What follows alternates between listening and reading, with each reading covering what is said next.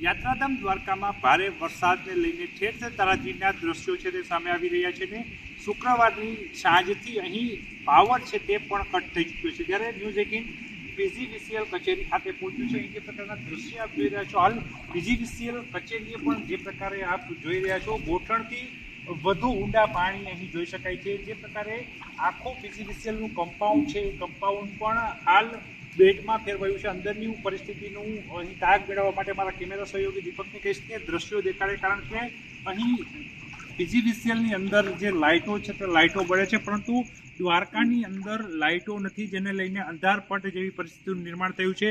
અનેક યાત્રાળુઓ અહીં આવતા હોય છે, પરંતુ જે વરસાદ પડવાને કારણે જે પ્રકારે શોર્ટ સર્કિટ થઈ છે, અનેક રસ્તાઓ પર પાણી ભરાયા છે, ત્યારે 13 ઇંચથી વધુ વરસાદ છે તે 24 કલાકની અંદર દ્વારકામાં જોવા મળી રહ્યો છે, અને જેને લઈને અંધારપટની પરિસ્થિતિ જોવા મળી રહી છે। યાત્રાધામ દ્વારકામાં મોડી રાત્રિના ન્યૂઝ 18 જ્યારે ગ્રાઉન્ડ ઝીરો ઉપર પહોંચ્યું છે, ત્યારે પીજીવીસીએલની કચેરી સિવાય આખા દ્વારકામાં મોટાભાગે અંધારપટ છે તે જોવા મળી રહ્યો છે।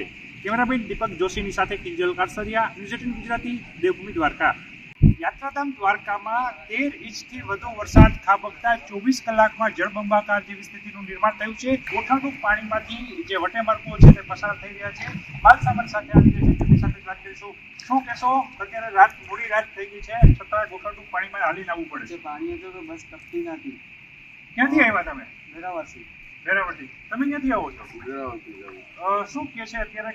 વરસાદ બહુ પડી ગયો, પાણી અમને વચ્ચે બી નડ્યો, રસ્તામાં બહુ પાણી ભરાઈ ગયું છે। અહીંયા બી દ્વારકામાં બી પાણી દ્વારકામાં પણ પાણી નડી રહ્યું છે। જે પ્રકારના દ્રશ્યો છે તે ક્યાંક ને ક્યાંક સામે આવી રહ્યા છે। હવે વરસાદ છે એ તારાજીનો વરસાદ સાબિત થઈ રહ્યો છે। શુક્રવારે જે પ્રકારે 24 કલાકની અંદર જે 13 ઇંચથી વધુ વરસાદ ખાબક્યો છે, જેને લઈને દ્વારકાના શેરી ગલીઓમાં પાણી ફરી વળ્યા છે, અને મુખ્ય રસ્તાઓ પણ બેટ જેવી પરિસ્થિતિ નિર્માણ થતા રાહદારીઓને પણ મુશ્કેલીઓ વેઠવી પડી રહી છે। મોડી રાત્રે બસ સહિતના મોટા વાહનો છે તે અંદર નથી જઈ રહ્યા, જેને લઈને જે અહીંથી લોકો પસાર થઈ રહ્યા છે તેમને પણ પાણીમાંથી પગપાળા ચાલીને પસાર થવું પડી રહ્યું છે।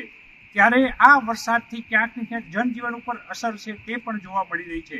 દેવભૂમિ દ્વારકામાં વરસાદથી જનજીવન ઉપર ભારે અસર જોવા મળી રહી છે। શુક્રવારે 13 ઇંચથી વધુ વરસાદ ખાબક્યો છે, જેને લઈને અનેક મુખ્ય રસ્તાઓ છે તે બેટમાં ફેરવાયા છે। ન્યૂઝ 18 જ્યારે અહીં પહોંચ્યું છે, ત્યારે ઇસ્કોન ગેટ નજીકના જે દ્રશ્યો છે હું દેખાડી રહ્યો છું। અહીં મારા કેમેરા સહયોગીને કહીશ કે જે દુકાનો છે તે દુકાનો દેખાડે। અહીં જે પ્રકારે હું જે જગ્યાએ જઈ રહ્યો છું, દુકાન છે ત્યાં ગોઠણથી ઉપરના પાણી છે તે આવી રહ્યા છે। આગળ ખૂબ નીચાણવાળો વિસ્તાર છે, ત્યાં વધુ પાણી છે તે જોવા મળી રહ્યું છે। જનજીવન ઉપર અસર છે તે જોવા મળી રહી છે।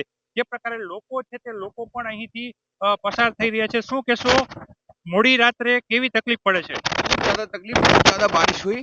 रेलवे स्टेशन के लिए जा रहे हैं, कोई कन्वेंस नहीं है, ऑटो रिक्शा नहीं है, टैक्सी नहीं है, और मीडिया वाले दिखा रहे हैं, इनके लिए बहुत बहुत धन्यवाद। और ये रात में हम दिल्ली से आए हैं। आप दिल्ली से आए, कैसा बारिश में यहाँ द्वारका में महसूस कर रहे हैं?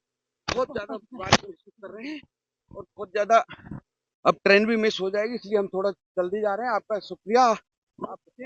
જેવી રીતના વાત કરવામાં આવી, અહીં યાત્રિકોને ખૂબ મુશ્કેલીઓ પડી રહી છે। પગપાળા ચાલીને જે પૂર છે તે પૂરમાંથી પસાર થઈને જઈ રહ્યા છે। કિંજલ કારસરિયા, ન્યૂઝ 18 ગુજરાતી, જામનગર।